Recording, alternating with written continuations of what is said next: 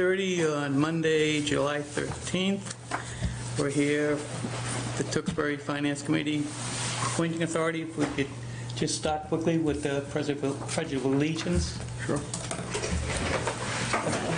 I pledge allegiance to the flag of the United States of America and to the republic for which it stands, one nation, under God, indivisible, with liberty and justice for all. Okay, first on the list we got Ray Bowden. Ray, if you could come on up. Yeah, sure. You want me to sit here? Sure. Yeah, and if you could just turn that microphone on. That's looking good. Do you guys want a copy of my resume I brought in? Sure, that'd be great. It's just really the work history, but sometimes it helps to know where people come from. And this is, to my far left is Dustin Weir. He's the moderator. Eric Ryder, chair. Very nice. Thank you for coming in. And I'm Rich Lavasse, chair of the Finance Committee.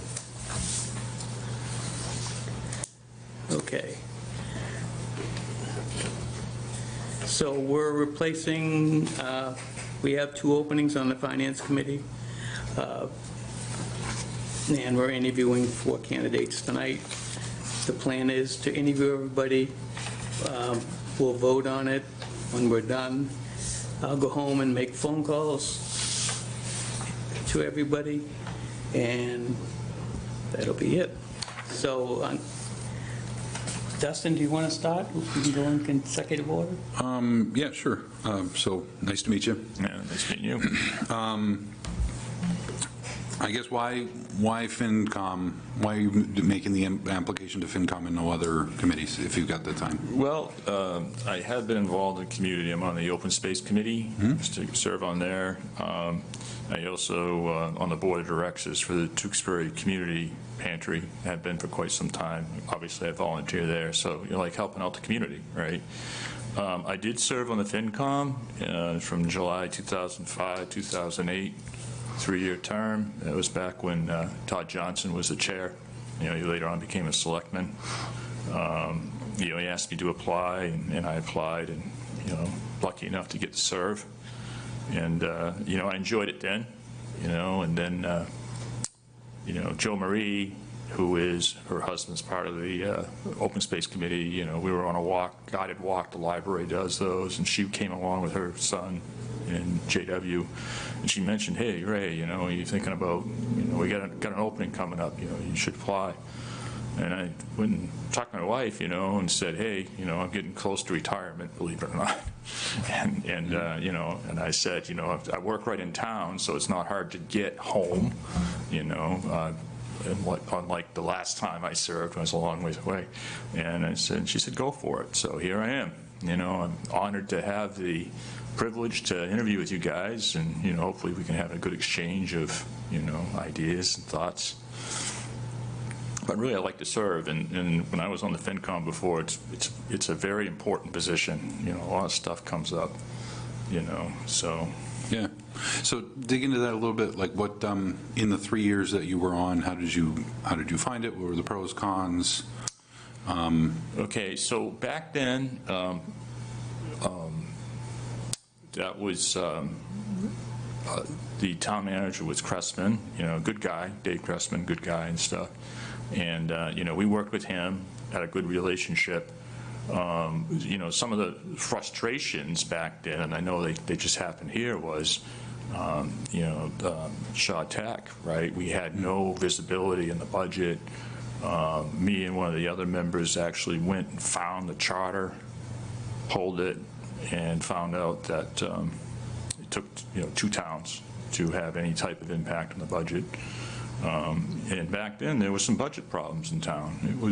It was tough, you know. You were always deciding as part of the FinCom, you know, okay, you know, Mr. Cressman present a budget, and he'd say, well, we could do this, we could do that, and we'd work through it. But, you know, it hurt. You know, none of the departments were getting the money they wanted. So it was a big responsibility. The other thing that I found was a pro is when, you know, a budget item would come up and the FinCom would have to approve it, right? So, you know, mid-year thing, right? You know, in other words, can't go to town meeting, got to have it done. And that was a big responsibility, but it was nice that we could work with the various town departments and organizations to provide that money, right, and to help out when it was needed, you know.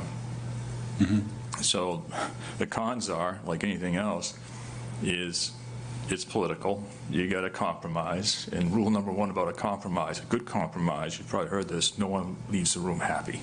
You know, that's a good compromise. No one's happy. It's a good compromise. So that was, you know, one of those things. You always came out of a lot of meetings, and sometimes you're a little frustrated because things didn't quite go the way you went, but they got done. Right, so that's sort of the con, right? It is politics. You know, no one. A lot of times you can't make everybody happy. So. Right. On the, you mentioned the Shawsheen. Have you been staying up to speed on the Shawsheen meetings, or at least the town meetings? I have not kept up to speed on those as much, other than what I get through the social media and stuff. And I was actually surprised when I found out that it was, you know, the budget was successfully, and I don't know if it's a good thing, and I know there's a lot of parents that have students at Shaw Tech, but there has to be some visibility. We have to know where that money's going. And I was actually sort of astounded to find out they didn't know where it was going, right? And it was a big chunk. I think it was like $900,000 they couldn't account for, and they're being audited now, right? The state's been auditing them for a while. And that goes back to when I served. It was a frustration. We couldn't get the transparency that we wanted, you know, to say, hey, you know, where's it all going? Does it make sense? And it probably was, but we didn't know. And there's always that question mark, right? You know, is this money being spent wisely? Yeah. So, what kind of headway did you make at the time? We got nowhere.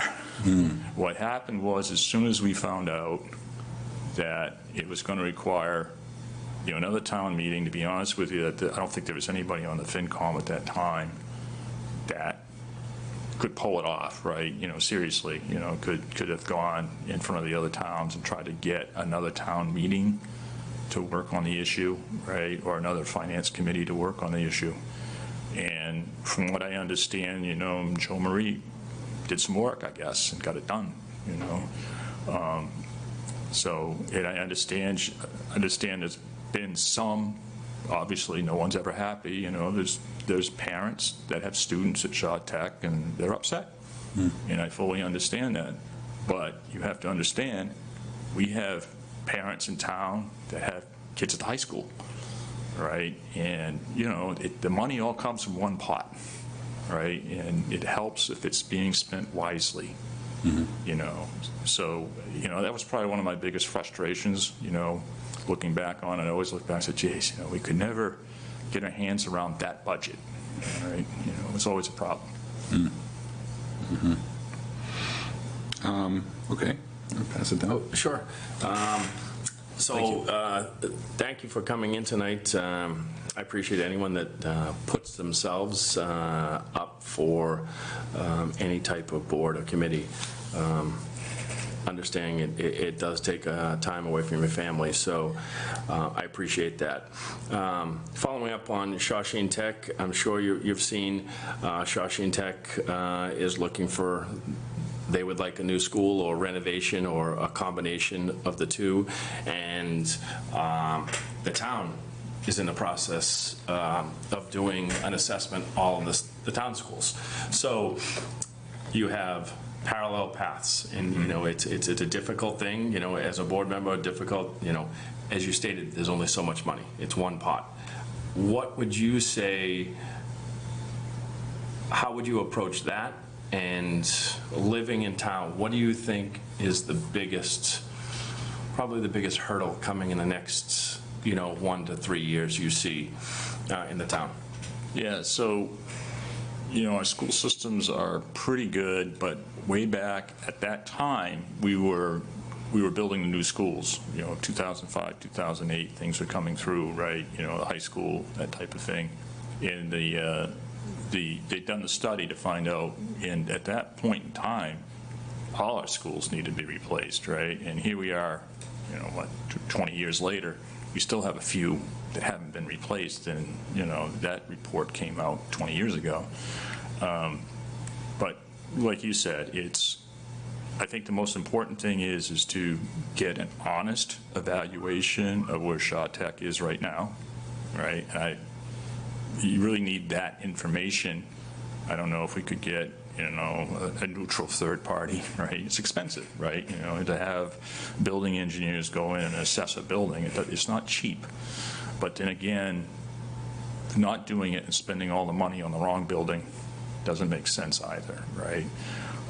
We still have some old schools here that, like I said, were supposed to be replaced 20 years ago. I don't know what the current master plan is for that. It changes, it was something back then and now it's something different. But until the finance committee and the town can gather all the facts, and then make a decision, and again, it might be a compromise.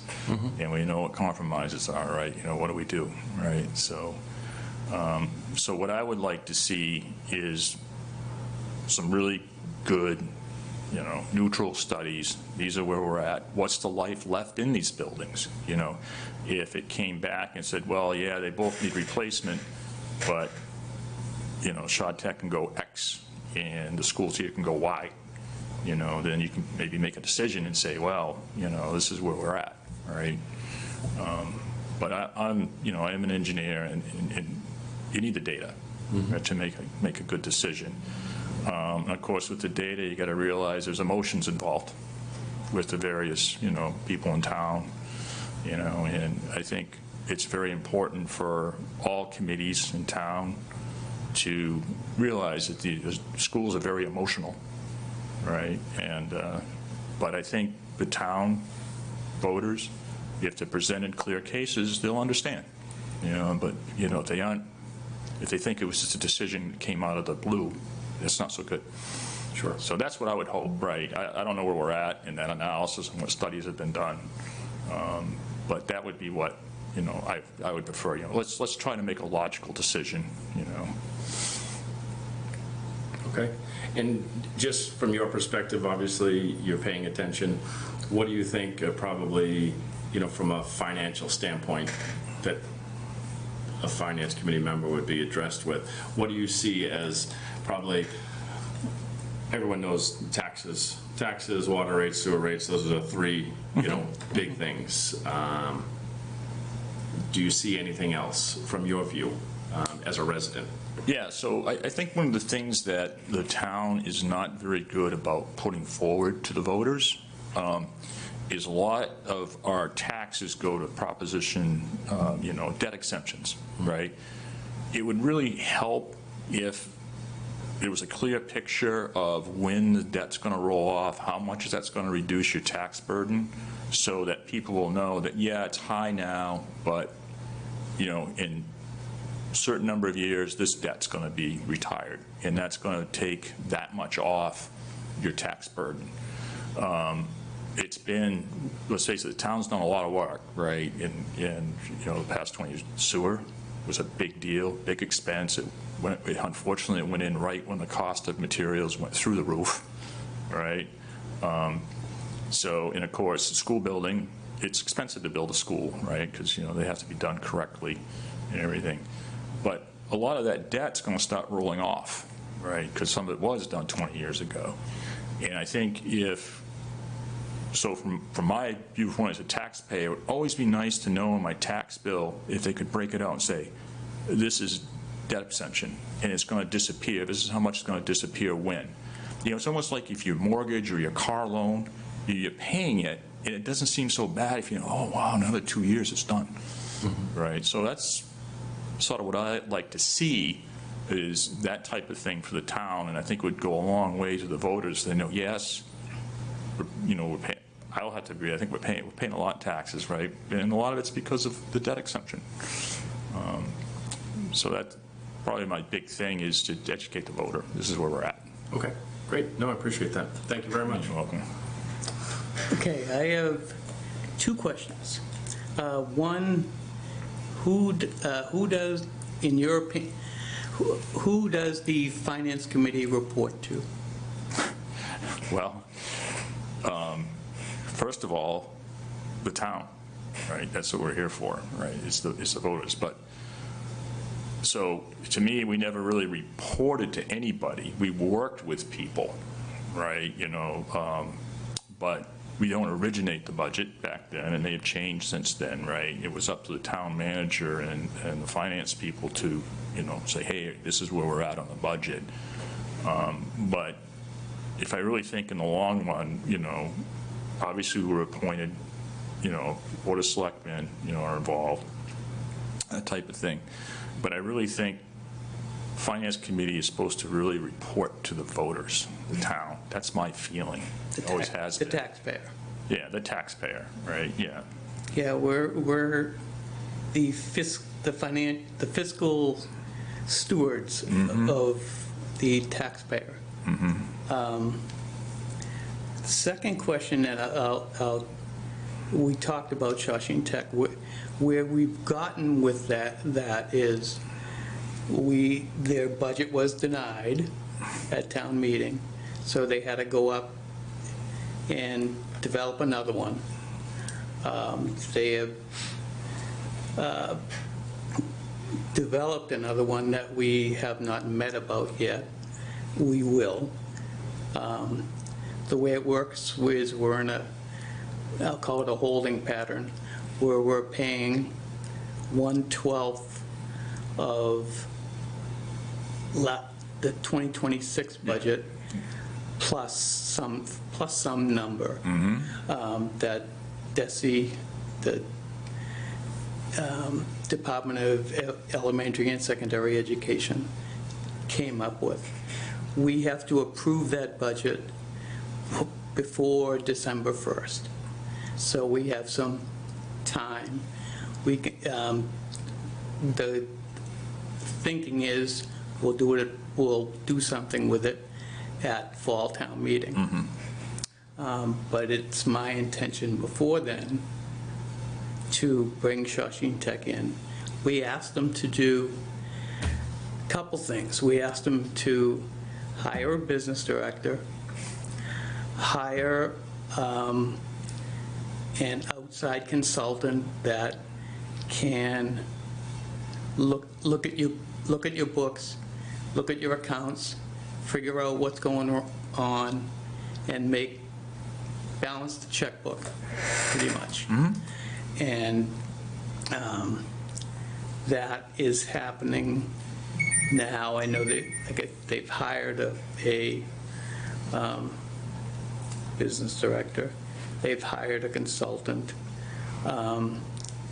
They've submitted a new budget. And like I said, we'll probably be meeting sometime, my guess, early August, to speak with them, and before town meeting, we'll be meeting with all the other department heads also, and the town manager, and go through what it's going to be, that warrant. So there's work to be done. This committee has a lot of homework. We do a lot of homework. Once you get the budget, you're in,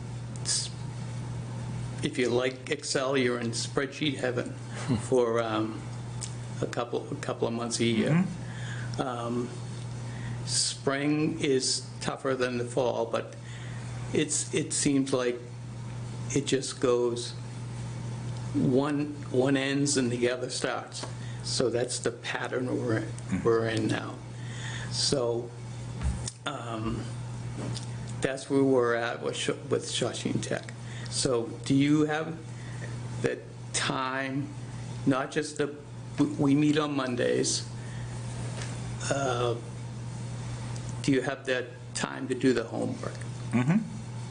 Yeah, it's interesting about the spreadsheet, because back in 2005, in that stand I think that was the first time we actually got them to generate a spreadsheet, because the software back then just put out paper, but its own format, and then we found out that there was a program that converted to a spreadsheet, and we did that, which was a big time savings. I did have a quick question about the Shaw Tech thing. The process, from what I understand, is Bill Ricker was the one, the other town meeting that denied it, or Technically, it takes two? it takes two. Technically, there were 3 towns that Okay, denied it. Right. Because if you didn't pass the full budget at Shawshene Tech, like we pulled it out of the town budget and approved the rest of the town budget and denied Shawshene Tech's budget. Makes sense. Where Bill Ricker, I think, voted a lower figure, and Burlington voted, Oh, Burlington, wow. I think they voted not, if you vote $1 difference, it's Yeah. it's considered, $1,000 or something. yeah, it's, but if you vote a buck difference, Yeah, wow. that's the same as a no.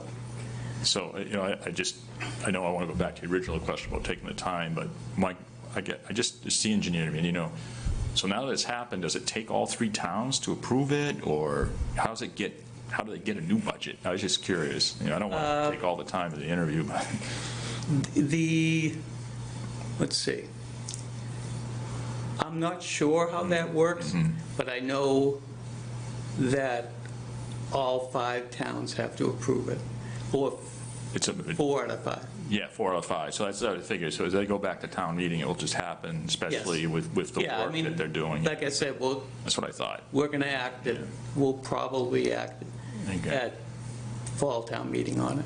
So one of the things that I'm doing as an engineer, right, is basically I do a lot of software coding type thing right now, I've been using the AIs. Raytheon is starting to use AIs, and I don't know what you guys think about them, right? I wasn't sure about using it at first, but for analyzing data, you can't beat them.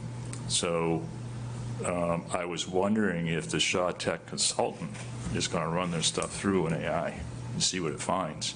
That'd be interesting. And as for us, I believe the spreadsheets are sort of public record, right? The Excel spreadsheets are public record? Yep. Then it's safe to have an AI look at them, to see trend lines and stuff if anything pops out. It's really helpful if you can give it like the past 2 or 3 and say, what's different, what's moving? Can you give me, and it'll generate, I found it very useful for generating different, charts and graphs, saying, okay, this is what's different, this is what increased the most, this is what's new. So I don't know if if I was appointed to the FinCom, I'd hope I could justify and convince the other members that, hey, maybe it's okay if we run some of this stuff through an AI and see what comes back, right?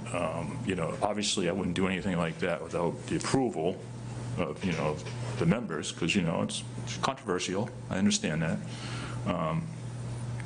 But man, I wish I had one back in 2005, because it was a lot.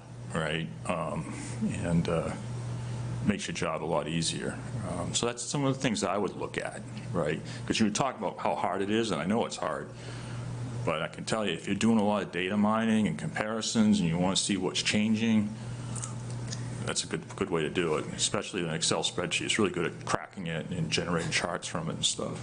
Yeah, what makes it tough with the Shawshene one is you don't have, the data's there, but you don't know if it's Right. correct. Yeah, correct. Or true, because it's been a problem. They admitted it's been a problem for a while. Yeah, we have a saying in the business, garbage in, garbage out. If you give it garbage data, you're going to get garbage results, right? And that's obviously a big problem, right? That's why I'm hoping, their consultant will go in and mine it, right? Because he'll have access. Believe me, this finance committee is hoping so also. And like I said, I've already requested a meeting with the new business director and the superintendent. Well, if I'm appointed or not, one of the questions I would ask them, right, is, are you guys using an LLM to go through those databases? Because it can go through anything, right? You could just say, okay, here's our stuff. and I assume it's all public, right? It has to be, right? It's government. Yes. And it could go through and crack it, and it's amazing what we can find and do for you, right? But remember, they do make mistakes. I wouldn't let it ever like totally code for me, but it's really No. good for like, one of the things we use it a lot for is old code. Say, tell me what this is doing, comment it, right? And then you can go through and it gives you a better idea. And it works the same thing with spreadsheets. Show me what this data is doing, give me an idea of how to display it, right? So, but it's a lot of work, and that's where it can really help, Yep. That's all I have. Yeah, that's all I have. Yeah, 2. Thank you. Thank you for coming in. We Appreciate it appreciate very it. much. Well, thank you for the opportunity. I know what it's like being you're busy, right? And I appreciate it, and, You'll be busy. I hope that, hope that you guys can come to a decision, and hopefully I'll be considered. And, if I'm not, that's fine too, because I know you guys will take the best two, which is what's important. As a taxpayer, I can tell you, take the best two, whoever that is. Excellent. Thank you so much. Thank you. Thank you very much.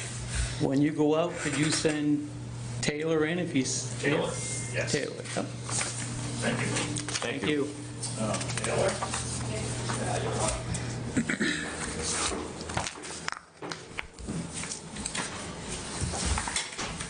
Hi. Hi.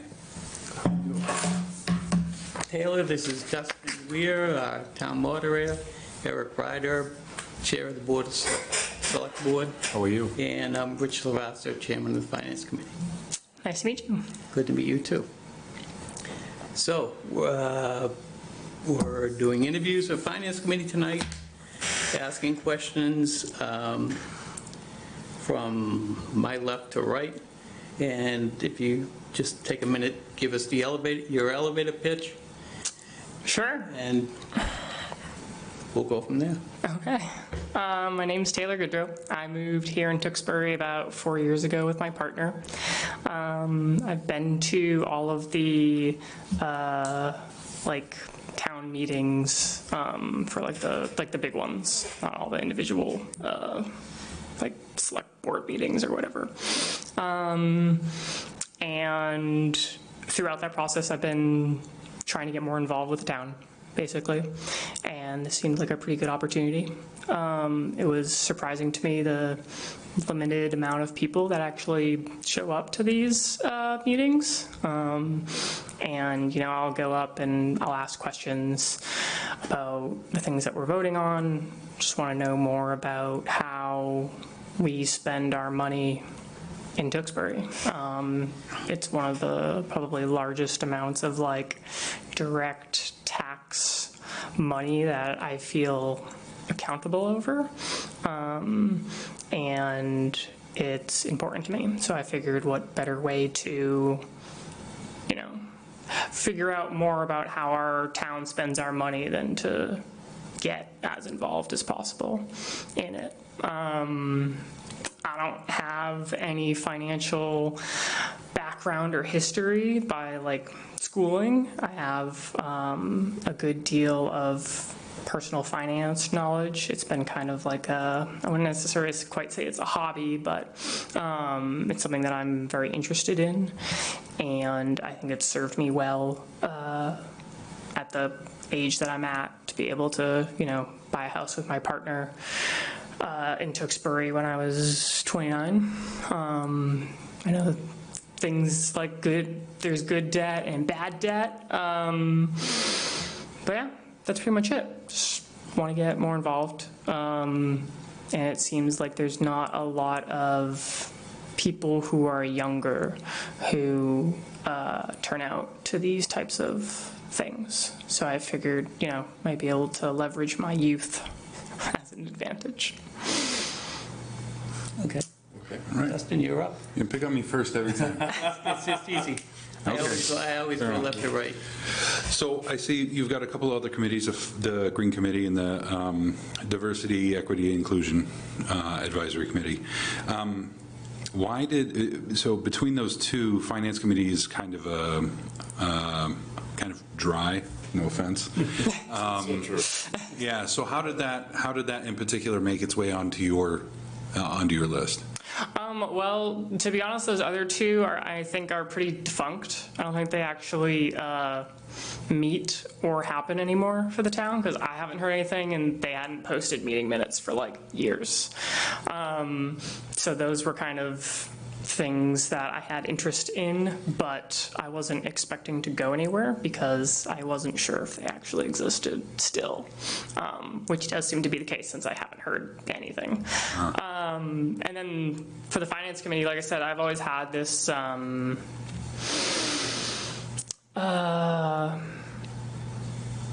I don't know if like passion's the right word, but just like very heavily interested in finance and markets and all of that stuff. Not enough to pursue a career in it, but it's always been something that I've been very diligent on the side to work towards for my own personal life. And like I said, to be able to better understand how this town spends money or recommends the town spends money made a lot of sense for me to at least, see what it was all about. Okay. You said you've been kind of tracking things since you moved to town 4 years ago. That's excellent, by the way. I appreciate, as the moderator, you showing up. I appreciate the work you do. It's not an easy thing. So assuming you've seen Finance Committee meetings, assuming you've seen some of the budgetary debates that we've had at town meeting and the select board conversations that they've had, what are some basic observations that you think you would like to make an influence on?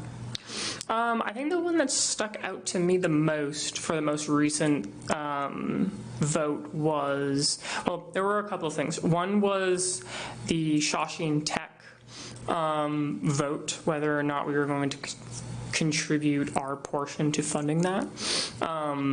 And I kind of just had a very surface level understanding of what kind of Shawshene Tech was about.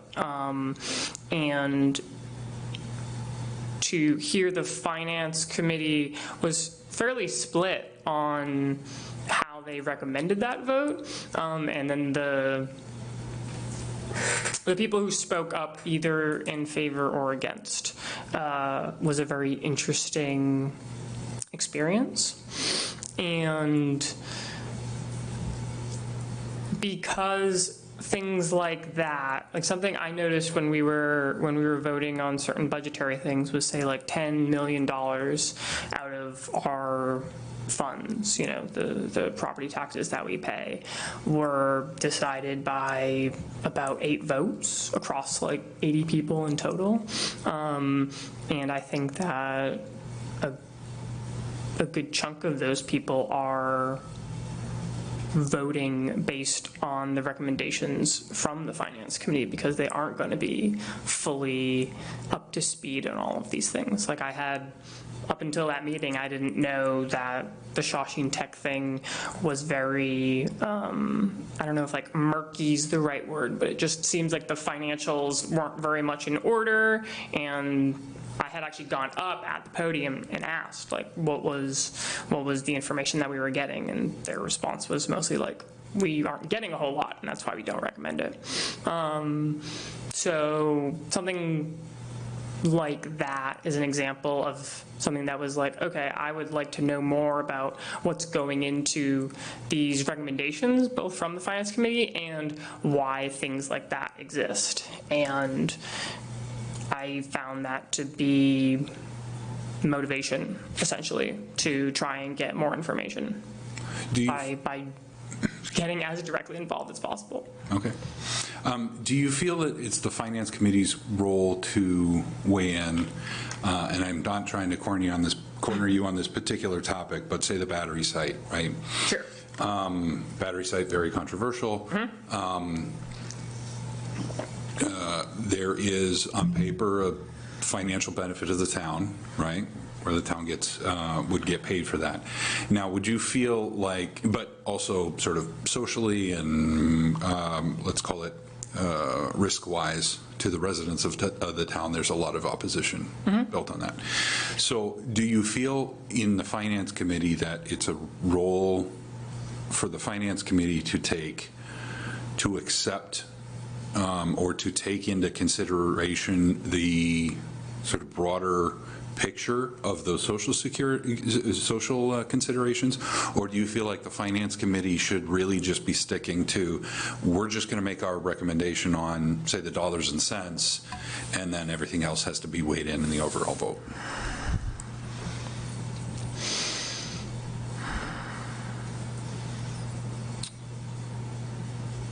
Are there other committees besides the Finance Committee that has kind of like the recommendation that the Finance Committee provides? Like the select boardman or something? Because I know like the building department, they kind of do their own thing, but it's not necessarily like a recommendation of, you know, we think that this should go through as kind of like being this representative body for the town.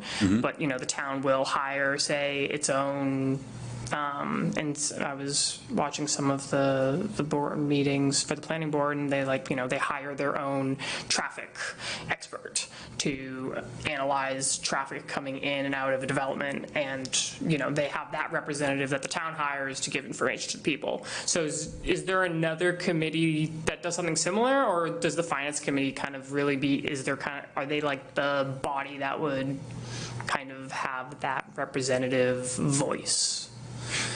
Generally, when you're talking about town meeting articles, you're looking at advice from the Select Board and the Finance Committee. That's usually who weighs in on the majority of the items. Okay.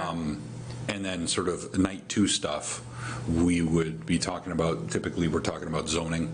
And so those articles come through that way.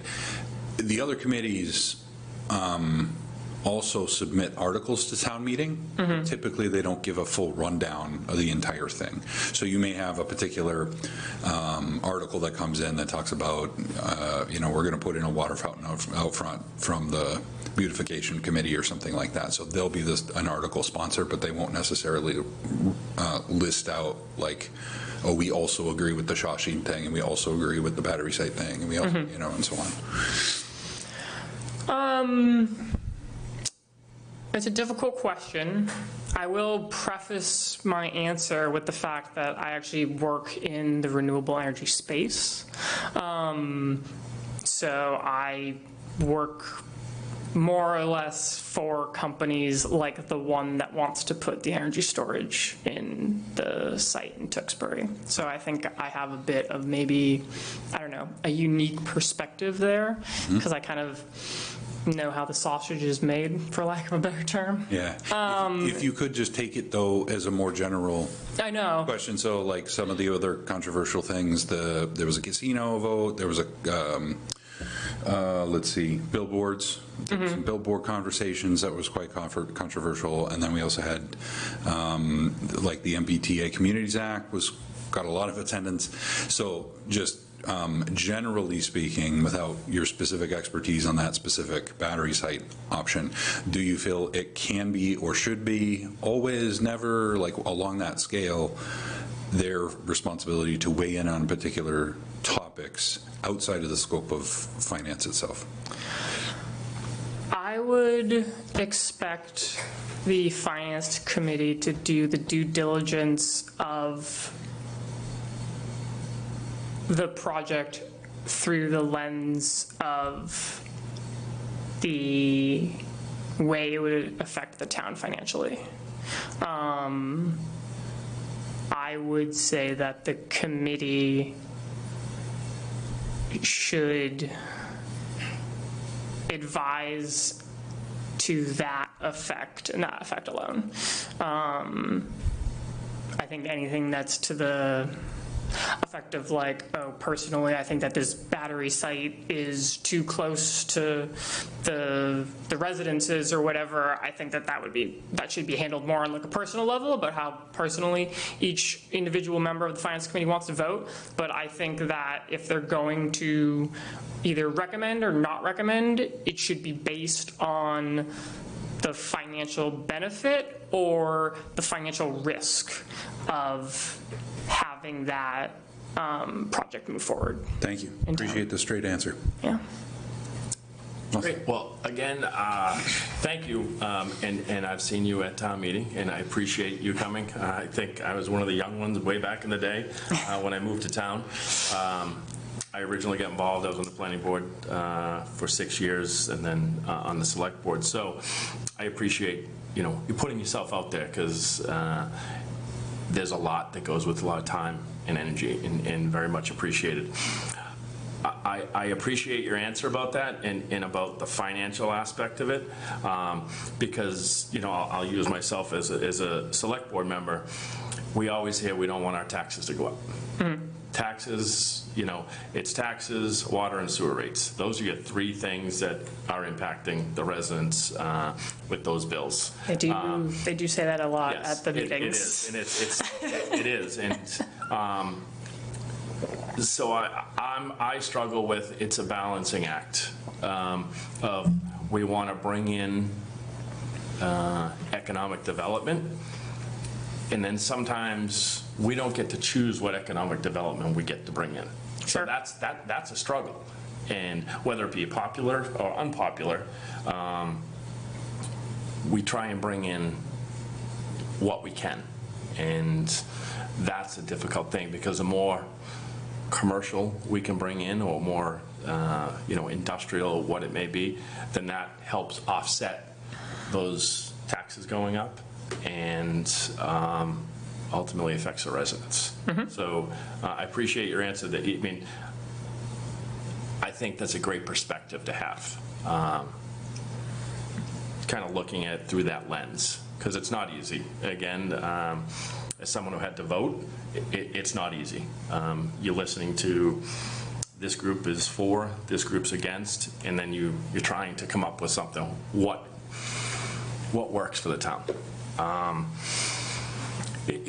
It's not easy, and I appreciate your candid. And I appreciate you asking that, because it's a tough question, and it's tough for any board, whether it be the planning board or the select board, when you're trying to look at how we can bring, economic development to the community, because that's a big thing. Following up with that, you paid attention enough. What do you see from your perspective as a younger resident of town? What do you see like the problems coming in the next, say, 1 to 3 years? One of the things that I had asked a question about at the latest town meeting was regarding the water system, because I was curious as to how that budget comes about and how we decide to spend money on the water. And in the past year, we had lost water service to our house 3 or 4 times for multiple hours. Right at the end of Ballard Street. I'm sorry? Right at the end of Ballard Street. Yes, Shawshene, yeah. there, and it was actually on Breckenridge at one point. There was a cut that they had to do. So I'm subscribed to the notifications that when there's a water main break, they text my phone. I get a lot of text messages about water main breaks, and I've lived in Massachusetts for not quite half my life, but I'm getting there pretty fast, and I've never experienced this in any other place that I've lived at, of just all of these water main breaks. And I don't know if that's a specific, unique characteristic of Tewksbury, or I just wasn't as involved in it because it didn't directly affect me in the other places I was living. But one of the things that I was curious to get at is, for me, as someone who's experienced that, I would be thinking we would be wanting to spend more money on proactively working towards the water problems that this town is clearly facing. As someone who spends a good deal of time using the sidewalks. I have 2 dogs that I walk on Shawsheen quite a bit. If you've ever driven there with any regularity, you've probably seen me walking my 2 dogs. I've had issues where like the sidewalks don't get repaired after like a water main break for months. I was asking the town to put in like a flashing crosswalk, because crossing Shawsheen can be difficult at times. So as a resident who like experiences the town in the way that I interact with the town, the things that I would like to see would be more of that community development. You know, we get people who come up and talk a lot about wanting the sidewalks and wanting to know the status updates on the sidewalks and where this money is going. And they talk about, I think it's like Chapter 9 funding from the state and how that's changed from its original intent of being more towards improving the walkability of towns and such, and now we're allocating a lot of that money just to fixing the roads, potholes and stuff. So the things that I think of as a resident that I interact with that I would want to see improve would be things like, why is the DPW's budget not being funded in a way that can pick up the slack of, say, potholes to improve that whatever percentage the road quality is at, some 70-something percentage. And instead of using Chapter 9 funds to do that, because we can from the state, why don't we actually just give the DPW the correct budget to do that work and then use the Chapter 9 funds, or I forget which ones they are, for their original intent and purposes.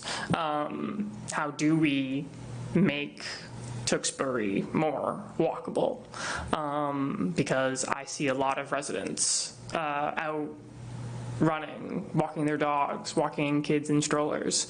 And as someone who uses those services a lot, I got kind of lucky in a way that Shawsheen, the section that I live on, already has a nice sidewalk, relatively speaking. And I would like more of the town to have access to that, because I think that is going to make a town that people want to live in more, to interact more and interact with members of the community more. So I would say walkability and kind of that interaction of the town. I think that the roads, like my feeling is that the DPW's budget is not being funded because we're pulling from Chapter 9 funds, because those are actually state funds and not the town funds. And then once we start talking about increasing the DPW's budget, now that's actually the residents instead of the state, even though we all pay into that. So that's kind of my theory. I don't know if that's true or not. And residents might not be as happy about that because they might feel more directly impacts their taxes, because that would likely go up. But I think if you wanted to make the town feel more, I don't know if like welcoming is really the word that I would use, but just more accessible, those would be the things that I would be looking towards, especially the water. The water is really concerning to me because water is like a pretty important resource, and the fact that we get, it's like one water main break a week at least, sometimes multiple, and I can't imagine that the money that we spend towards more of an emergency response to fixing those that have broken, it would be better money spent than if we took more of a proactive approach. And that could just be my ignorance of the situation, of not knowing the full details there. But as a resident, that's what I see. And I think I think it would be a lot of people would appreciate less of those text messages coming through. Sure. I will tell you, in my day job, I'm a director of public works, so anytime you want to talk offline about water, sidewalks, and roads, I can talk for days. No, I don't disagree with you. I will tell you, the board has committed $5 million annually. But unfortunately in Massachusetts, with prevailing wage rates and the cost and the escalation price of materials, what we used to get for number of miles of replacement pipe is going down every year. And that's a balance because the water is an enterprise account. So when you have an enterprise account, it's self-funding. So in order for us to increase that debt, it's borne on the resident or borne on the user. So, and that's a balancing of what we want to increase our rates to, and without driving it so high that we push residents away. And I know this is a balance, and believe me, I get the same text messages, and then I get the emails that we had another water break. But I will tell you, it's not just Tewksbury. New England's a very old, very old, and the cost just continues to go up. And infrastructure is probably one of the biggest debts for communities, and whether it be water, sewer, road work, and sidewalks. I'm a huge advocate of sidewalks. Dustin talked about the billboards. With part of the acceptance of billboards in town, that money, the revenue that we get from the billboards, go directly into sidewalks. So we're looking at kind of creative ways, but I'm always willing, and I think from, at the finance committee, I think DPW would love to be able to get more money, but it's a balancing act when you have a 2% or a 4% increase across departments, and it's a value of, you have police, everyone's fighting for that one pot. Police, and then schools is 64% of our operating budget, and then you get into police and fire and all those other ancillary departments. There's just so much to go around. Yeah, no, I can definitely appreciate that. Yeah, no, and again, I like the way you're thinking, because I appreciate your perspective on it. I think I'll agree with you, not a lot of young people would dive into that. Usually it takes until people wait till they're in their 40s and going, all right, I got to do something, which I appreciate. But no, I think your approach is great. And whether this comes to fruition, please keep doing what you're doing. That is great to see you ask those questions, because that's how you educate yourself. The more you ask, the more answers you'll get, and it helps you make those decisions when you're going to vote. It's been a self, like a positive reinforcement loop of being more proactive in the community, of talking with people who are then jazzed that you're there and want to get you involved. Sure. To be honest, I probably wouldn't have even checked to see if this was worth applying for if we hadn't been sitting in the second row at the town meeting, and the women in front who are the vote counters were talking to us and wanting, suggesting that we get involved. And like I said, the amount of people who came up to me and my partner after the fact to just thank us for showing up to vote was really weird. It was a really weird experience. And also to, be really heavily bringing the average age down as well. And so it's just this thing of when I do show up and I do interact with the town, I get a very positive feedback of please keep doing this. And even if this doesn't pan out, that's definitely not gonna impact how I feel about the town. I still do want to get involved. Sure. I always say it's amazing when you can pass $100+ million budget with 50 people in the audience. Yeah. It's crazy the amount of people that showed up to vote on the MBTA thing, and the amount of people who actually vote to spend our taxpayer dollars. That ratio of people showing up is distressing to me. I always say it's a lot of emotion. You know, when somebody comes to vote, there's emotion behind it. How is it affecting me, and how am I going to vote? How is that going to affect how I see the town moving forward? So again, I appreciate you coming and coming here tonight and getting grilled. Yeah. I appreciate it very much. One of the things that was also at the last meeting was it was around like, I don't know, $10 million of the budget was accounted for by essentially 8 people who decided to vote one way or another out of the 80 people that was there. And I just think that that's crazy. You know, I'm sure people are busy and whatnot, but it comes around once or twice a year to, and again, this is like the biggest amount of control I'll have over taxes that I pay, and it just makes a lot of sense for me to spend that time. And, you know, the town meetings are pretty interesting to see what people have to say. And it's good to get experience of people who want a motion to go forward and don't want a motion to go forward. I think a lot of people bring pretty convincing arguments. It's good to see. Well, I appreciate that. Thanks, Rich. Okay, thank you for coming. I have 2 questions. One is, who, in your opinion, who does the Finance Committee report to? I think the Finance Committee reports to the town, the voters. The taxpayers. Correct. Okay, good, because we're I call ourselves the fiscal stewards of the town. I think of it as like for people who aren't going to get into the day-to-day activities of how the town spends its money and such, the Finance Committee is there to advise the taxpayers what is in their financial best interest as taxpayers to vote on. The other question I want to ask, well, actually I have 2 more. Second one is, I like the word you used when we were talking about Shawshing Tech. You used the word murky. The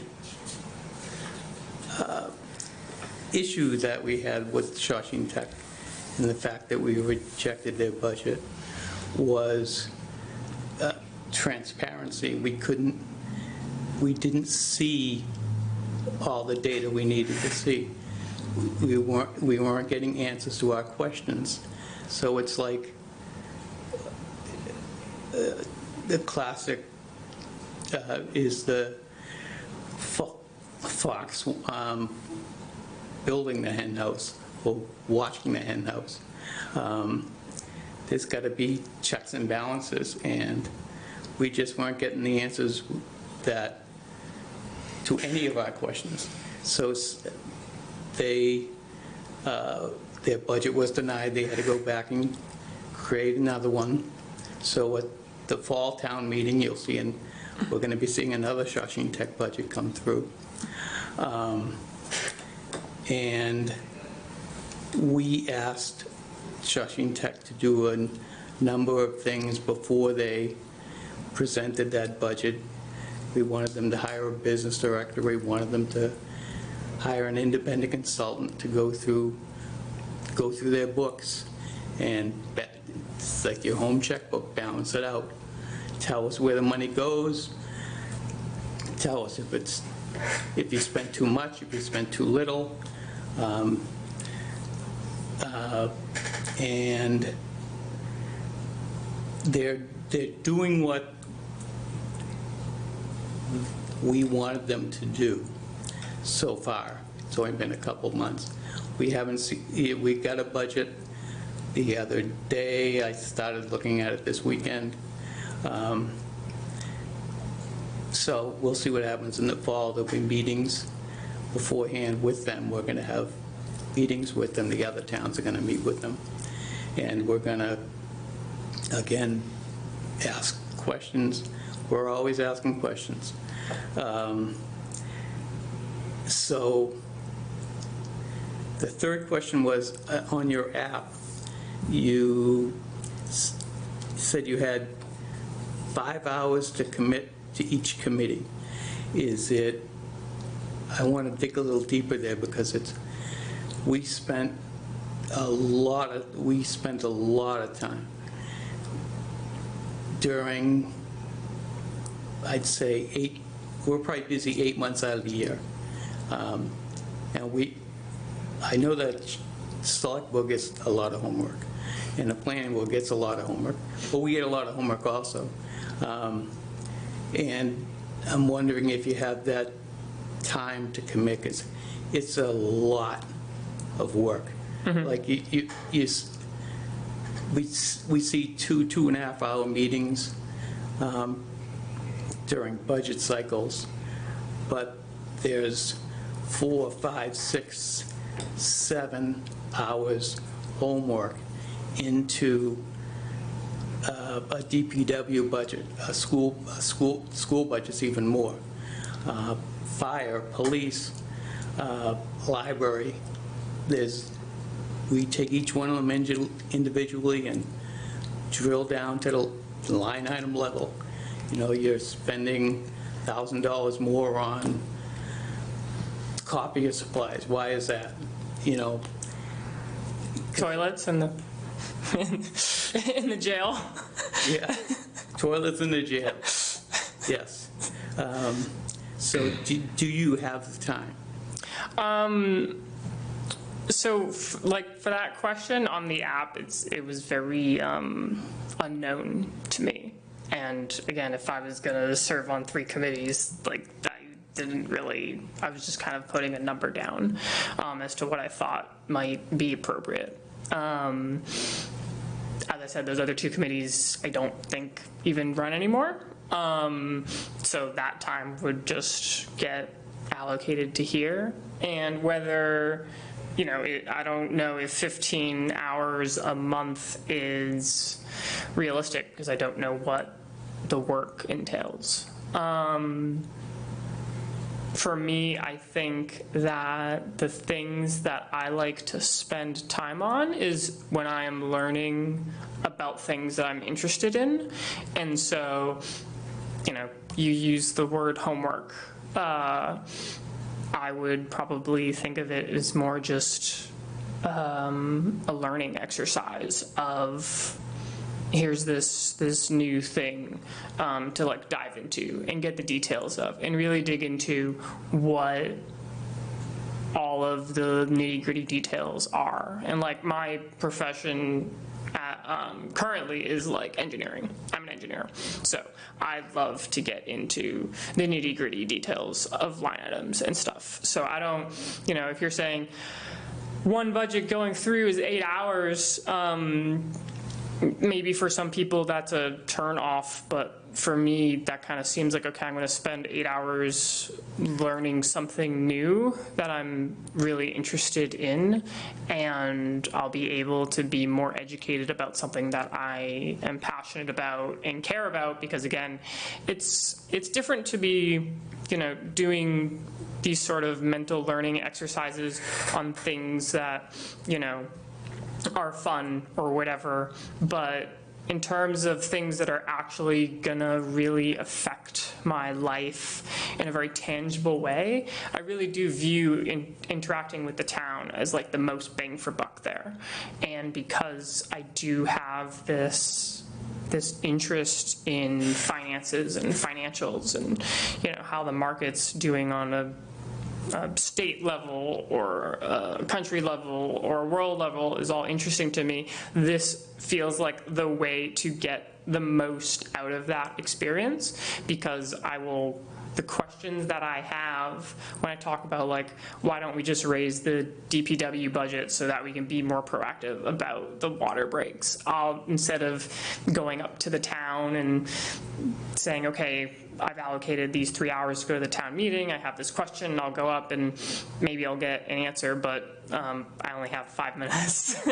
So in a way, it's going to answer those questions for me in a way that I have a very detailed view of the situation, because I think it'll be easier to get access to that level of information than if I was just a regular citizen trying to like ask questions of the finance committee. Yeah. So for the hours, you know, if you're telling me it's going to be like 10 or 15 hours a month, like, I think that's reasonable. If you're saying it's more, I think that could also be reasonable. I don't have a good understanding of, especially like when that time period happens in terms of like the calendar year.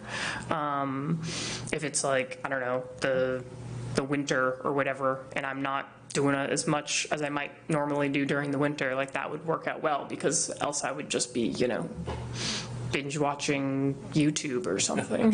Like, I'd much rather learn more about the finances of my town than do that. So I don't know if that really answered your question. Yes, it does. But I think that whatever the time requirements would be, I would like to at least take a stab at being able to meet them. The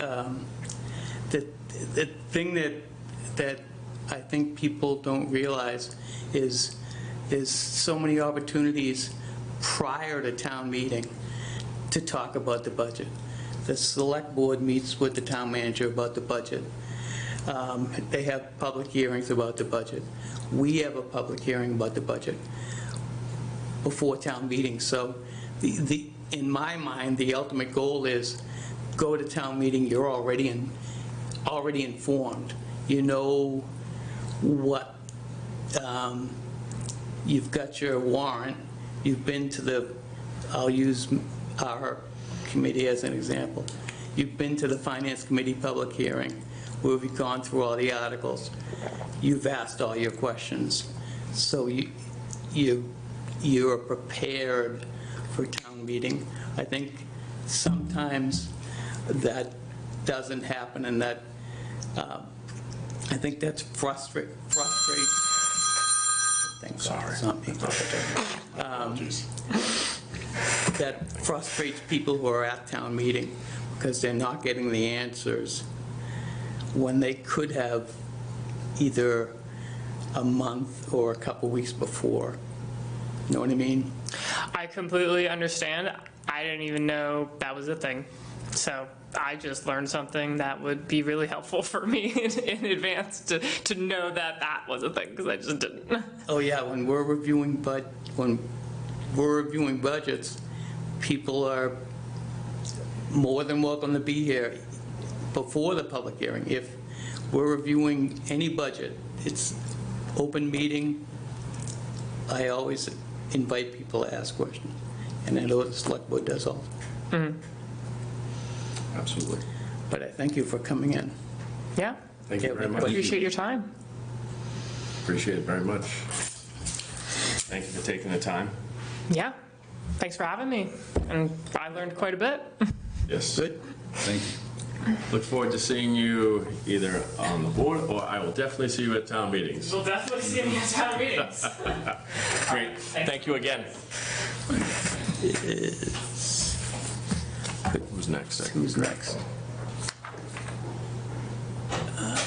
It's Perry? Perry? Is it Perry? I'm just going to look at it. Yes, Perry? Okay. thank you.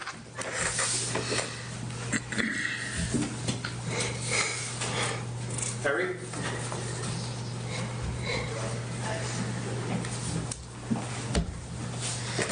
Hi, Perry. Hello, you guys today? Perry, how are you? How are you?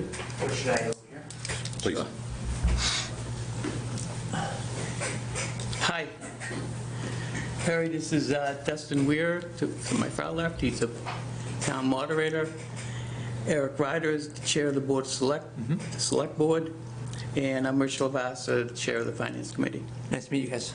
Good meeting you too. Nice to meet you. So, we're here doing interviews tonight, and if you could just start by giving give us a 1-minute elevator speech. Okay. My name's Perry, obviously. I live in Merrimack Meadows. I've been serving on the Economic Development Committee for the last year or so, alongside Eric, of course. It's been going good there. We've been able to get a couple of things done, which was excellent as well. Approval for moving towards like a survey type for kind of figuring out what the town people need, what we need to improve and kind of drive growth within the town, which I think is one of the most important things that we can do overall. I go to school at UMass Lowell. I'm a finance and information systems student, I guess. I got 2 more semesters of that, and I'll be finished there, which is great. I have a 5-year-old son. He plays hockey with the Redmen. We are on mites, so we're going to be AA this year. So it's going to be quite the challenge. He's young for that, but he's got the heart for it. I think that town government is one of the most important things that you can do, and I think that overall our system of government within Massachusetts is amongst the best in the world. Okay? Okay. Dustin, you're up. Great. So seeing as you're already serving on the Economic Development Committee, some of the questions that as the other applicants had to do with some of the more controversial items like potential revenue generators, but things that maybe not, maybe don't come with as many positive perspectives on from the town's voters. For example, right, the battery storage facility, it's you know, it's projected to be a revenue generator for the town. Another one is a casino, another one is billboards. I've got a couple of different examples that come up where when you look at the cash conversation, it's a net positive, but then when you take that to the outside of just the finance side of things, people have very different opinions sometimes. So seeing as you're on the Economic Development Committee, how do you see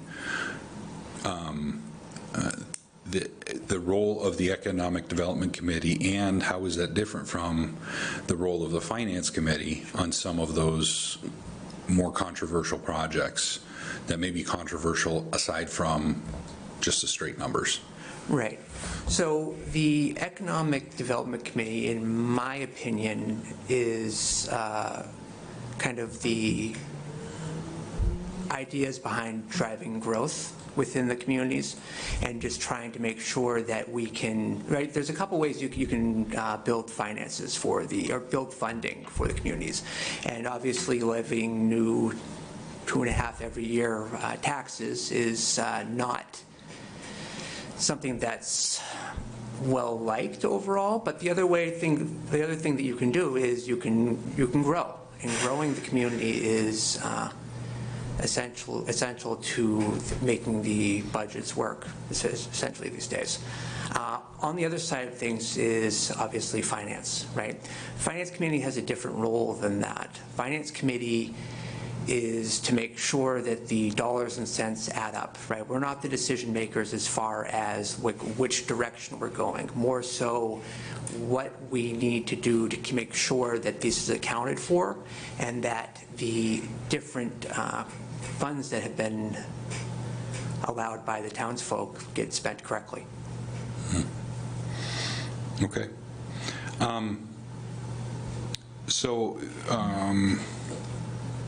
Have you been in attendance at the recent town meetings and Town meeting, no. I No. have not been able to how get about the FinCom or select board meetings? neither of those. Okay.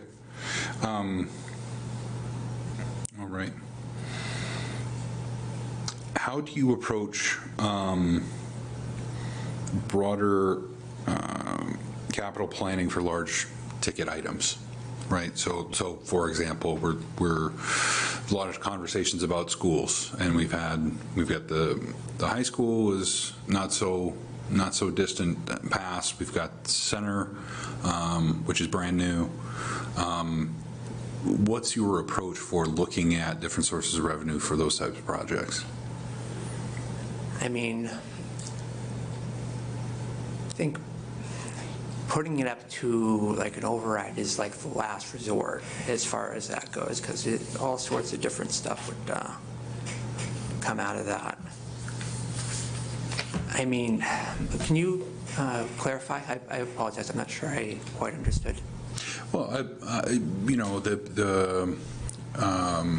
if we want to do say, get a new elementary school. Sure. Or revamp, say, the North Street. We had some idea for something that could be used, that building would be used for, and that we have to fund it, right? Yeah. So that funding could come from tax levy, it could come from debt, it could come from special funds, the state, and so on and so forth. So how do you approach that kind of decision when you're looking for sources of revenue that may have to be coming out of different counts that are already in competition with one another, right? Okay. I mean, just pulling out of the general fund, you get it, the money's got to come from somewhere. Right. Right? So do you backfill it with tax levy? Like, how would you approach trying to make that recommendation? Starting with stakeholder buy-in, I think that's just to make sure that the people that are affected by the different avenues that you could approach it with are on board with the intended goal. And then moving from there, whatever's least expensive for the community overall, right? There's a mix of debt versus levying taxes, and however we go about it and model it would be based on the end goal of just reducing the amount that we spend on it. Mm-hmm. Mm-hmm. Okay. Well, keep the new hockey stadium in mind, okay? Yeah. My 13-year-old plays hockey too, so. They're putting something in behind Songus. They're doing like a practice Oh, with nice. the Riverhawks. Nice. Sure, there's going to be more ice time than Yeah. just they use. Yeah, we've skated there before. It's a good time. Okay. Yeah, I mean, I think, your credentials, your banker, you're already on the EDC. How long have you been on the economic development? Just a year. Just a year? And then would you have to vacate that role, or are you going to do both, or? I believe I plan? would have to. I think finance you can only serve on that. I'm not sure. No, about the you specifics. can serve on both, providing you have, you would not be able to serve as the finance, if you were on the finance committee, because we already have a finance committee member. Joe Marie is the finance committee Right. member on the EDC. Got it. So he would have to step down as if one or the other. Okay, understood. Okay, that was balancing the different priorities, and I'm sure you guys are going to get to the time commitment eventually, so I'll hand it over to Eric at this point. Thank you. Okay, and yes, I've worked with Perry for the last year, and thank you again for taking the time to come in tonight, and I appreciate, your work on the Economic Development Committee. That being said, you're seeing what's going on. What do you see is the town's biggest, what is the biggest struggle the town's going to face in the next, say, 1 to 3 years? I mean, the ticking time bomb of the communities, what's it, the T, what's the state going to do, right? We're not in compliance. Oh, the MBTA? Yeah. On a good note, we do have a plan that we are submitting, to the state. We're hoping that is, will give us a stay of execution, so Yeah. to speak. But then ultimately, that plan has to be sent to town meeting and adopted. So if it is, then we'll be okay. If it's not successful at town meeting, again, the residents ultimately have the say. That is. Still significant risk, right? Sure. There's almost 2 budgets that you need to do at Sure. that point. Outside of that, what do you see as a resident that the community is probably going to be facing in the next 1 to 3 years, just from from a finance perspective? Well, it seems like things are increasing in costs faster than our ability to manage it is going to be, right? If you think of inflation as being, 3, 5, 10%, somewhere there, and we're capped at 2.5% each year, then those two numbers don't add up, right? So there is going to be some sort of cost crunch associated with not being able to keep pace with that. So, Okay. Yeah, we all see it, you know. Hope it's not Proposition 3.5, but we never know. That's been talked about. But I think there's a balancing act, as you know, as a member of the Finance Committee. Everyone's vying for the same funds, and it really is, you know, what the select board ultimately votes on, presented by the town manager, voted on and approved by the select board, ultimately goes to the finance committee for their deep dive, I like to call it, but again, you know, I think having, as Dustin stated, having your experience with the Economic Development Committee, how you approach that committee, and I think, you know, having the banker background is, you know, all the right ingredients. So I appreciate you taking the time. Are you South Campus or North Campus? North Campus. Okay. I went to ULO. I went to ULO. My son went there also. He was North Campus. I'll be on South Campus next semester, though, because I have mathematical economics, and then again, the next one for econometrics. So busy.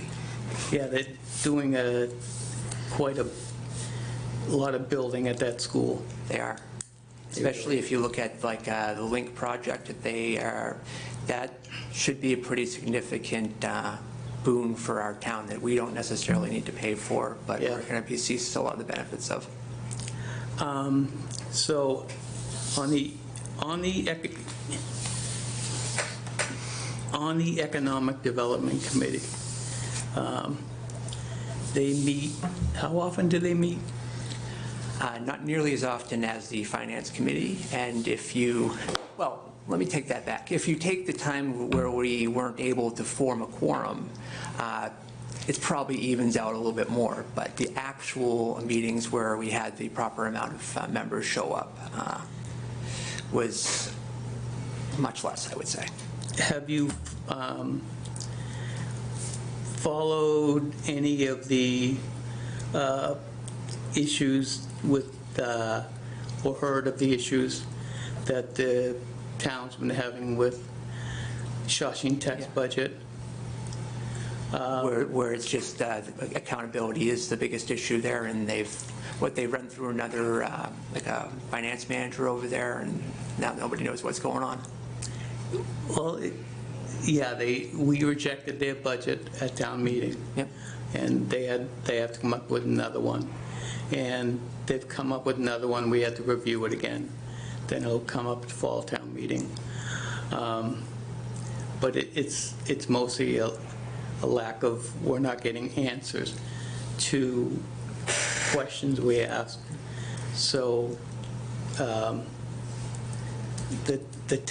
us being, I think you said it, we report to the taxpayer. We're the fiscal stewards of my tax dollars and all your tax dollars. Want to make sure they're spent wisely and to the taxpayers, that they're getting the bang for their buck. Do you have the time commitment to work on the Finance Committee? It's during budget seasons, there's 8 to 10 weeks of meetings. Then even a little more. Then in the fall, there's a few more prepping for the fall town meeting. Do you have that commitment? Yes. The biggest thing for me overall is time with my son, right? That's the thing where it really would impact me. But at the same time, this is exactly the kind of thing that I want him to do someday, right? And setting that example is important to me. Not only that, as being a finance major, it expands with my knowledge and the ability to better myself through that as well. So there's a personal, not just in it for the town here. This learning stuff Yep. is important for me too. So. Yep. Okay. Okay. Any questions for us? How you guys doing? You've been here for a couple hours, right? That's okay, you know? We're good. It's nice and cool in here. Yeah, it is nice. It was a warm day no problem. outside today. But yeah, no, I'm good. So I guess the process, after the meeting tonight, after the interviews, we're going to meet, make our choices, and then Rich, I'll be making phone you'll calls. reach out to the individuals. Okay, excellent. Okay? Thank you for coming in. Thanks again, Perry. Thank you, Perry. Appreciate Thank it. you. Good seeing you again. Likewise. You guys have a good night. You Could you too. send Derek in? Derek in. Thank you. Good luck. How's it going? Hey, Derek. Hey, Derek, how are you? Barging in earlier, I guess a couple Yeah. of times mixed up. That's okay. Okay. So Derek, do you know everybody? This is Dustin Weir. He's the Hi, Dustin. town moderator. Eric Ryder from the chair, Eric. the chair of the select board. How are you? And I'm Rich Lavassa, chair of the finance committee. Excellent. So if you could just give us your 1-minute elevator pitch. Sure. My background is a civil engineer, focus on water and wastewater infrastructure. I have a lot of experience working in municipalities throughout the Commonwealth, New Hampshire, Maine, all the way down to Rhode Island. But I also do large national-sized projects. And a lot of that requires state funding through the SRF program mostly, also some rural development or other means of funding. And I focus really more on the technical side of that, but I have a lot of experience as that in my career. And yeah, I think that the skills I bring to the committee is the analysis and engineering analysis side of things, looking at how we appropriate money for things like the capital project fund, and if that the life cycle costs of those projects and our operations for the town services, and how that ties into making sure we're good stewards of the taxpayers' money. I think that would be my pitch. Okay. Dustin, you're up. All right. I see you've got the Finance Committee on your application, but that's the only committee. Any thought to any other fits? Or why the Finance? Not really. What prompted me for the Finance Committee in particular is, I think, the way that we've been investing in the water enterprise and sewer enterprise is functioning could be better. It seems like, especially for water, we're just kind of band-aiding a lot of what's going on, while the old asbestos cement pipes being just spot repaired constantly. I mean, throughout the town, it's known that it's a nuisance to have the water brown from the constant shutoffs whenever the water mains break. And that is just something I figured I could help on the Finance Committee side. And like I said, a lot of the work that I do comes with helping to allocate and help budget for capital planning and looking at life cycle costs for facilities and infrastructure. So I figured here would be a good start, and I know it's an influential committee, and that's kind of what prompted me to throw my application in. How about, what's the closest analog in your work? Clearly you know about piping. But what's the closest analog in your work with regards to like the schools or the large buildings like this building that we're in? Public facilities. Analogs would be, I mean, most of the facilities that we do are public, like facilities that deal with, the HVAC, electrical, all those components. I'm heavily involved in the design of those. Like, for example, one of the projects I have going on right now is the Poplar Street Pump Station down in Somerville, which that's actually going to be a 4 million gallon stormwater tank with above ground will be an administration facility for the city, DPW, and it'll be like a recreational park. So all that kind of gets tied into the designs that I lead and the projects that I work for with the municipality. Almost all the projects that we deal with are, municipal-owned buildings, like for the wastewater facilities or water treatment facilities or whatever it is. So, yeah, so I guess I would say for that. Okay. Do you typically go to town meeting, finance committee meeting, select board meetings? I did. Or watch them online or anything? I did for a time, particularly when they were doing the work up the street from my house on the Andover Street intersection. But things just got busy, and I had a kid recently, and I kind of dialed out, but I just felt the resurgence to want to get back and get involved. I mean, a lot of the people I work with, a lot of the engineers that I work with are involved at their local politics somehow. A lot of it's on school committee or somehow, and I just want to get involved and help out however I could, bring the skills that I have to bear, to be a good steward for the taxpayers in Tewksbury. I think I could be of good use, and that's kind of what prompted me to get involved. But if I get on the committee, I expect I'll be getting more and more involved over time. Well, I sincerely appreciate that. Thank you for getting involved. I have asked, I think, almost everybody what you see the Finance Committee's role in some of the more controversial projects. The battery storage facility, right, could be could make the town money.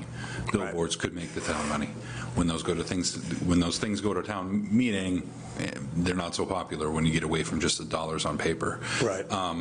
What's your perspective on controversial issues? Well, I mean, the committee, controversial issues like the committee's mandated by law and it's advisory, right? So I think we would just try to look at it from the financial perspective and how that would impact the town from a long-term cost and perspective, and if that's a net benefit or not. I don't think we should weigh what a percentage of people like it or don't like it. We really should just be trying to provide a very stoic assessment from a financial perspective about the proposed project in that case. Would you end up considering risk? Yes, absolutely. Okay. Great. Appreciate the straightforward. I guess the risk part, depending on where the risk is coming from, like if we had some type of review done for the facility from, a hazmat review, I guess that ultimately would be tied into the financial cost, because that if there was an event that somehow the town could be on the hook for it, we want to make sure that we cover that way. I'm trying to think off the top of my head how that would be, but yeah. It's been brought up in those conversations. You have an event, right, at a facility like many those couple that I mentioned, right? The town's going to have to respond. There's right. Human cost potentially. There's the risk, like what are the odds of it happening? Exactly. And then there's dollars that are going to flow out, right? Yeah. So I guess simply put, yes. Although situational thing to look at, but yes. Okay. Thank you. Let's see.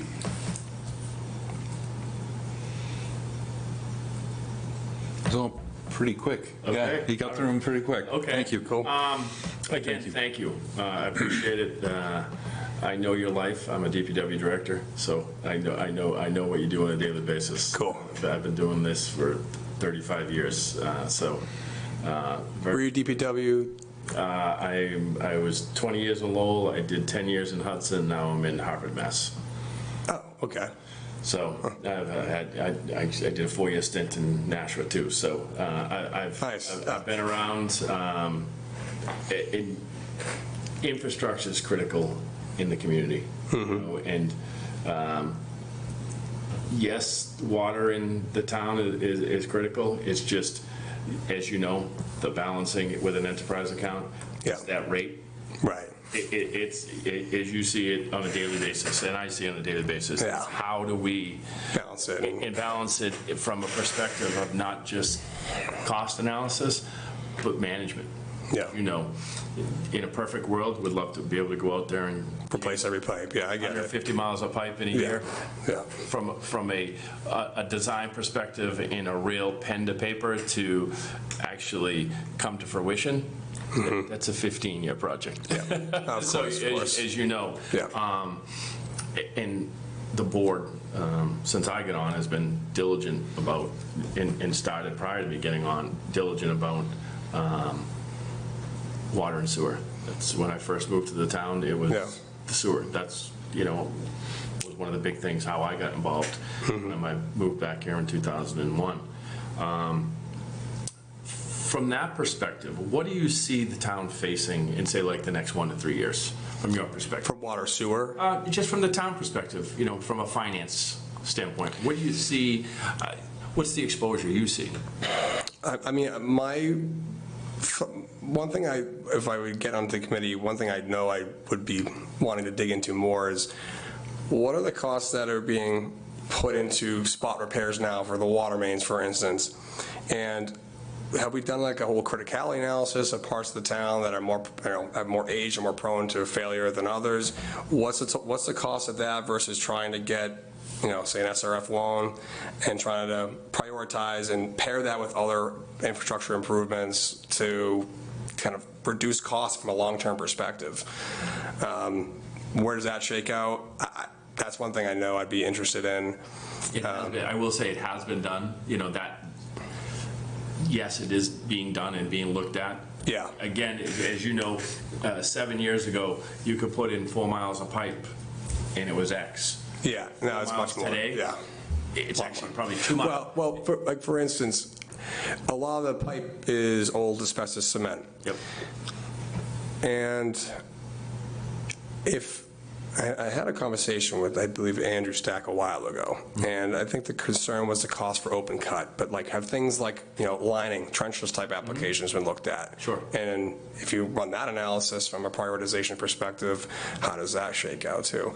I'm sure these things have been looked at, but I brought, those are perfect examples. Like, I think I see it from your perspective. I was like the same thing, like, okay, open cut cost X. Yeah. But if we can line, or if we can slip line, or we can pipe burst, there's all sorts of different things that you could do today that you couldn't do 10 years ago. Right. So I'm always one for, let's try a new approach. At least let's vet it. Yeah. Because that really, it costs a little bit to put, you know, pen to paper. Yeah. But you really have to break all that down. So, Yeah, and like you said, I know it is a balancing act. I mean, it's got to be self-sufficient. Yeah, you don't want rates to creep too high, and, you know, if you can, you know, how much money do you have to make these improvements, and they could be 15 years, like you said. I mean, yeah. But, you know, I'm not saying I have the solution right now. It's just something that I do that every day at a deep technical level, and I would just bring that to the committee, and that's one of my strong points, I think. Yeah, no, I like your approach. I think having I think having a committee of people with different backgrounds and different experiences, which makes it a good committee, because Rich may not know about that, what Rich brings to the table and what other members bring to the table, that, you know, you're going to learn from them, and that makes a really good committee, and that having different backgrounds. So I like your approach to how you want to look into things. Cool, thanks. I appreciate that. I'm good, Rich. Okay.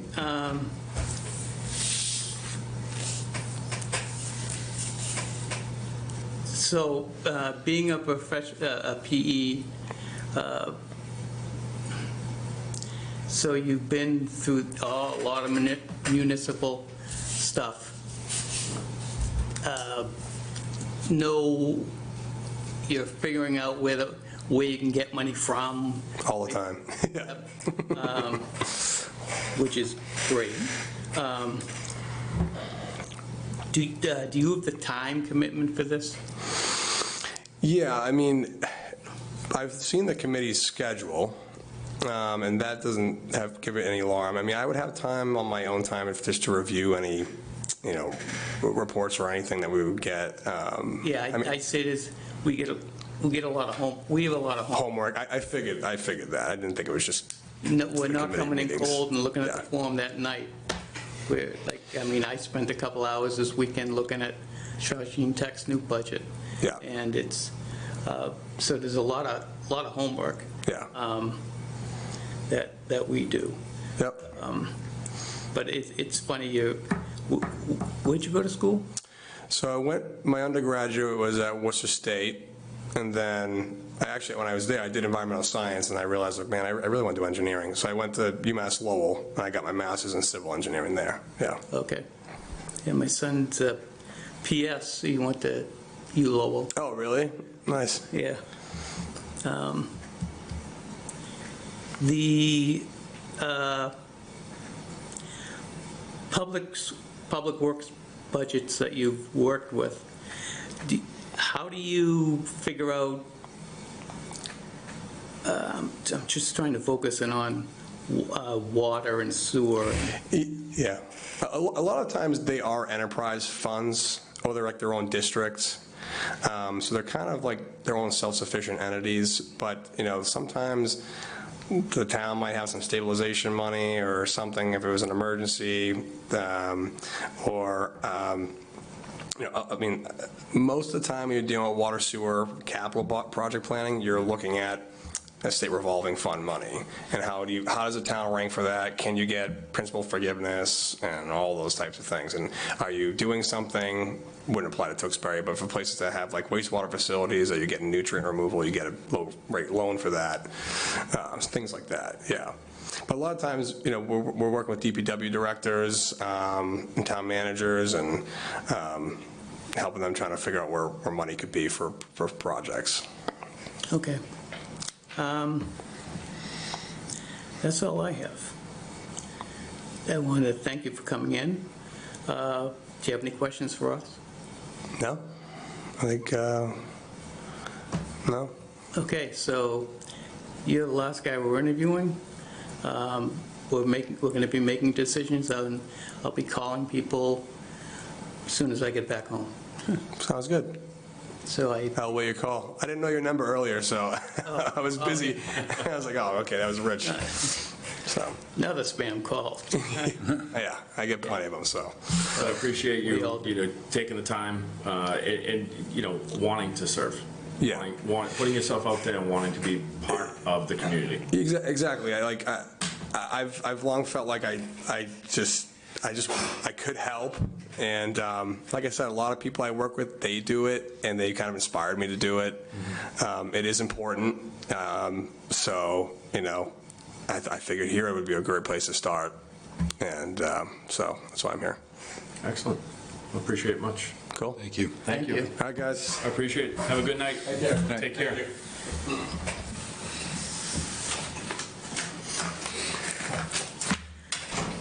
Okay, so want me to go first, or who wants to go first? Well, why don't we let Dustin, since he had to go well, first yes. every time? No, I'm only kidding. No, it's You want fine. me, do we need to do it on? Yeah, is this public? Okay. Yep. Okay, all right. I wasn't Okay. sure. Okay. Rich, I would like to know, from your perspective, not knowing all of the finance committee, the current finance committee members all that well and what their roles are, who do you think complements your current group the most? Okay. And who may be redundant for the skill set that you currently have?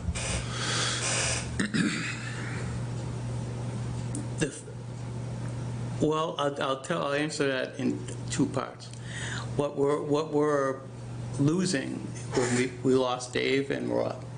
We lost, so that, to me, we lose a lot of historical knowledge, lot of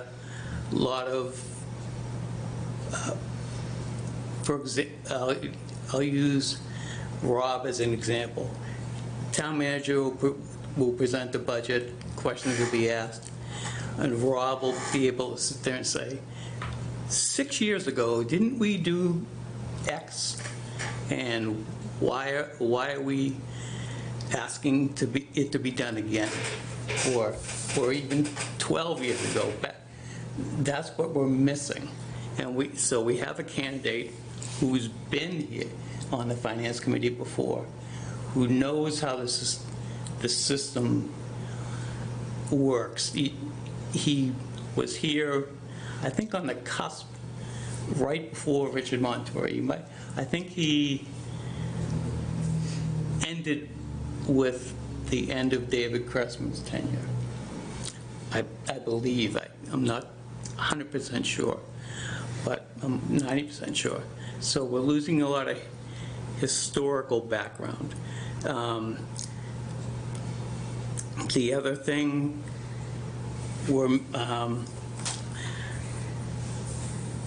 you asked what complements the group. Yeah. I believe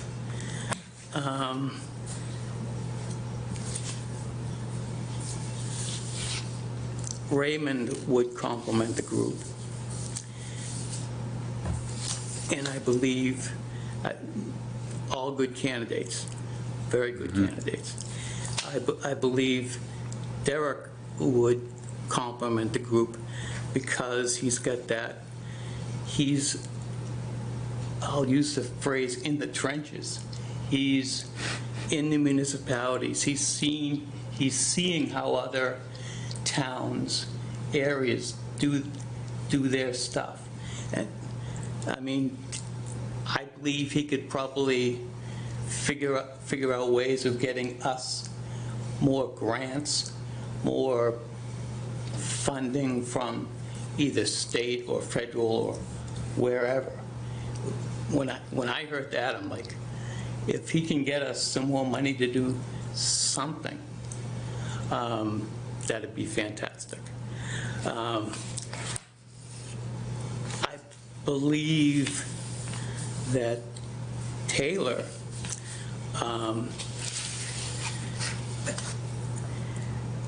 has a lot of enthusiasm. I think she'd be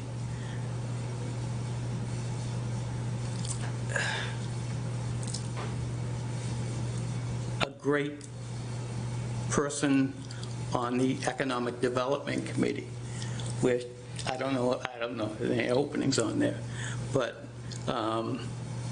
because she wants to get involved with that sort of thing. And same thing with Perry. Perry's on the Economic Committee Development Committee now. So that's, if you had to ask me to put them in a pile, I'd say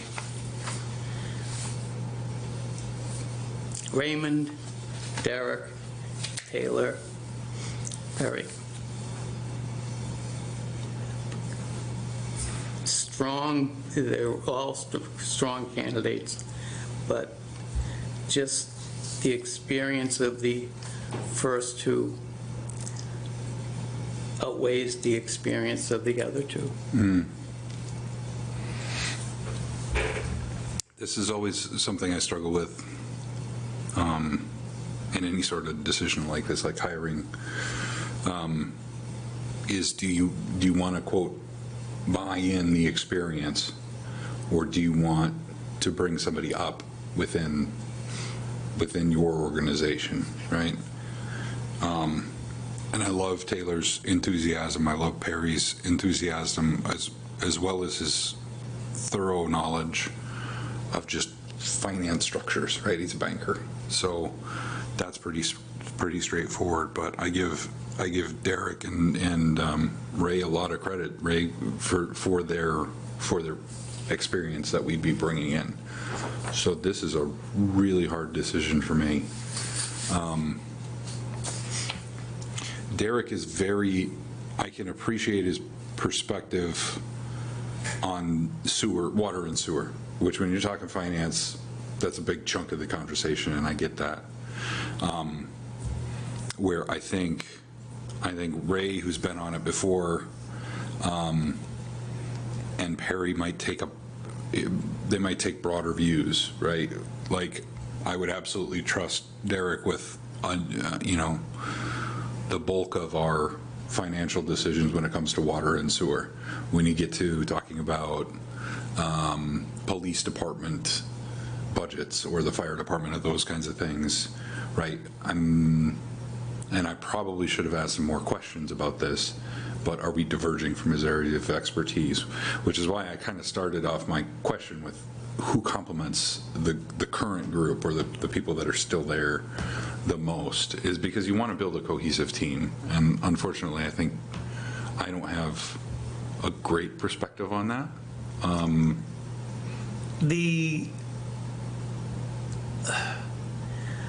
I think the team we had was a very cohesive team.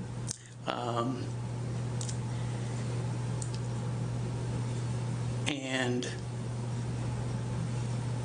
I think that although Derek is in the, I'll call it the water and sewer world, I think that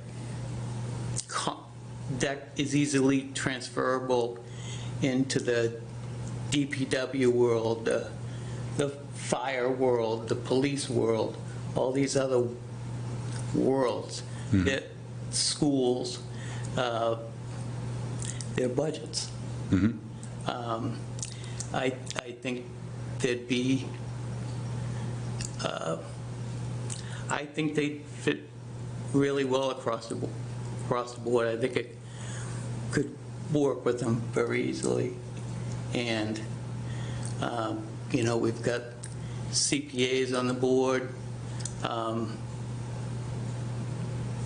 So, yeah, I think that even they're in those worlds, or Derek's in the water and sewer world. Raymond having the experience of having been there before, of working with budgets before, and I think he'd be able to commit a lot more. He'd certainly have the time, since he's planning on retiring shortly, I think he said, right? Didn't Great. you say that? You said close to. Close Yeah. to. Yeah. And let's see. Yeah, he knows Joe Marie. I'll agree with you on Raymond. I see a slightly difference. I think, Dustin, you touched on it a little bit. I think Taylor has a bit of, she's a PE. I mean, she's an engineer herself. I think she comes from, you know, the green energy side, which can translate, she manages projects as well. I just think she's shown a little bit of commitment to getting involved in town meeting, asking the questions, and thriving to know more. So I see that she has that engineering background, but it seems like she has a lot of desire to learn more. And she touched on that this is something that, she didn't say it's a passion, but she really enjoys it. And I think when she enjoys learning, she's going to dive in and really invest the time to do that. I think Raymond has the past experience. You know, they're all, you know, great candidates. Just my opinion, I see Raymond and Taylor, but again, it's, you know, everyone's, you know, they all did a great job. They all bring something different to the table. Interesting, 3 engineers and a banker. So, you know, I don't think you go wrong there. I just look for those that want to, like, really had a passion. It seemed like she had that desire to get involved. Yep. So that's how I see it. No, I see the same. You know, the she's same. been to town meeting, she's standing up, asking the questions, and not just sitting there, like, wants to learn. And I think something, she may not know it, but she's gonna learn. She's gonna take the time and, you know, as you talked about it was homework, she didn't call it homework, you know, which I found to be intriguing, that she, oh, that's not, you know, it's gaining knowledge, which I thought was a good approach to it. Yeah, They're all great candidates. I totally agree. This is a really tough decision. Rich, you had, the two names you said were Raymond and Derek? That's what Rick Yes. said. I think I'm, as much as I just hate telling any of these It's three not no, correct. for no. But Eric, I think I would agree with you, and just thinking of the holistic approach. Rich, you had mentioned that we have CPAs, right? Yep. And so we know people that, you have skill sets around managing the spreadsheets and seeing the bigger picture and zooming in and zooming out through financial paperwork, right? And I think that's a huge advantage that Perry brings to the table, but it may be redundant, and that's what I was trying to figure out. For me, the difference between, I think Derek and Raymond I see as very similar, kind of high-level senior skill set. They've both got a lot of experience in this area. And I would be inclined to agree with you on Raymond. You know, that's not to say Derek doesn't absolutely know his way around municipal finance and sources. You know, that would be very, very valuable. But I think Raymond also has a fair bit of that kind of experience being on the committee already. So I would throw my votes behind your votes there, Eric, with Taylor and Ray. And I think, sorry to interrupt, I think one thing that I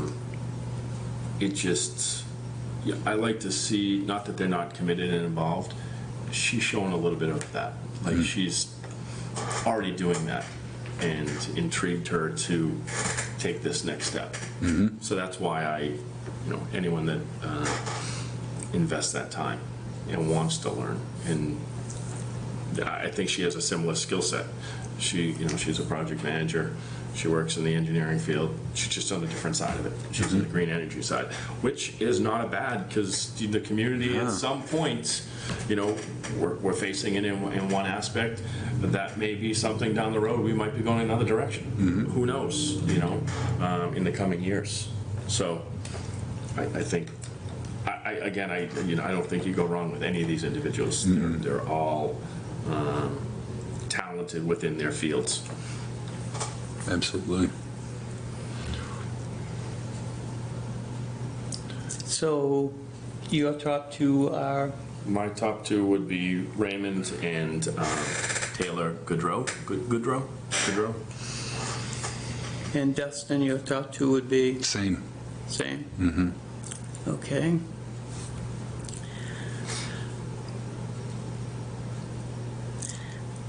Would you want to do like 2 rounds of voting? Yeah. Or would you Yeah, want how do you want to to? do 2 at the same time, or?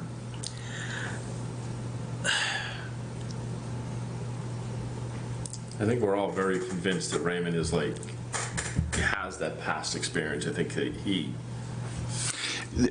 I'll be honest, the only thing that concerned me was when I asked him about what was your experience getting the information you were looking for, right? And I don't recall if it was Shawsheen or what. It was a Shawsheen.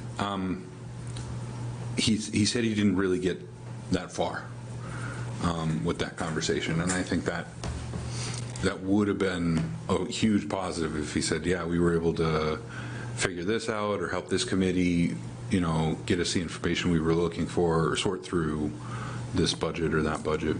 I think that part of the issue there was, I don't know who else was on the committee at that time. But this finance committee pushed back and said, Shasheen, either we need the answers or we're not going to approve the budget.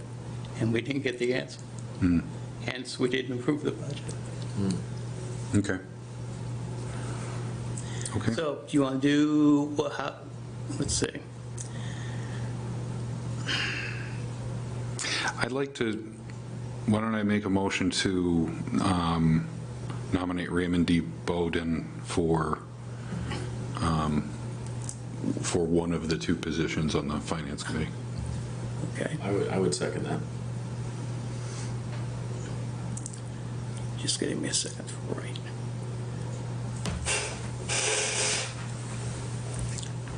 Okay, so I have a motion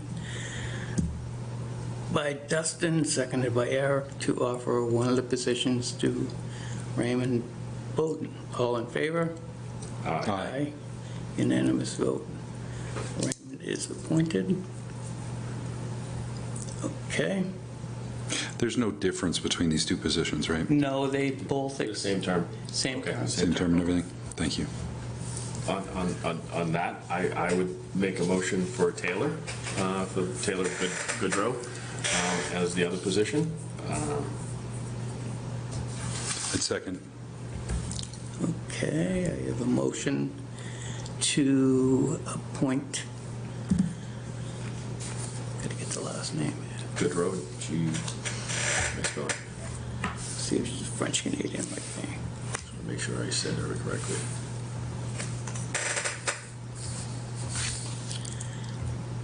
Yeah, that's what it looks like. Seconded by Dustin. All in favor? Aye. Unanimous vote. Yeah, it's Goodrow. Goodrow. Goodrow, yes. Okay, so we have the slate filled up, 2 new members, Raymond and Taylor, and I will contact them as soon as I get home. If I may, if you could please pass along to the other 2 candidates that, please continue to stay involved. Look for other committees and boards that if not successful, this one, please don't just walk away. Continue to be involved in the town. Come to town meeting, come to meetings, come to select board meetings, and come to the finance committee meetings. The other thing that, I know we've already voted, but the one thing that Taylor said that's stuck with me was going to town meeting prepared. She didn't realize that she could come to any meeting and be prepared at town meeting with, I'd love it if everybody at town meeting did that.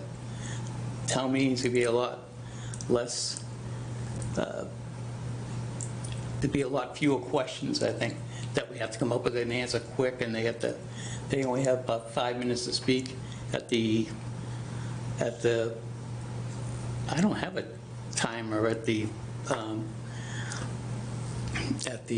finance committee. I let them speak as long as they like and question anybody, town manager or through the town manager, about to the department head, through the town manager or whatever.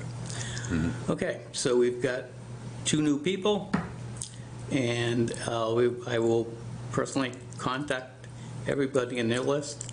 Those 2 who didn't make it, I'll tell them to please stay involved. Please, and thank them. Again, thank on them. behalf of, the select board, thank them very much. Absolutely. And there's a listing of open positions. Yeah, they could reach out. Denise would have it, and also Paula. Yep. Okay, so now I will look for a motion to adjourn. So moved. Second. Okay, all in favor? Aye. Opposed? Unanimous vote. Thank you very much. All right. Thank you, Rich. Thank you, gentlemen. Thank you.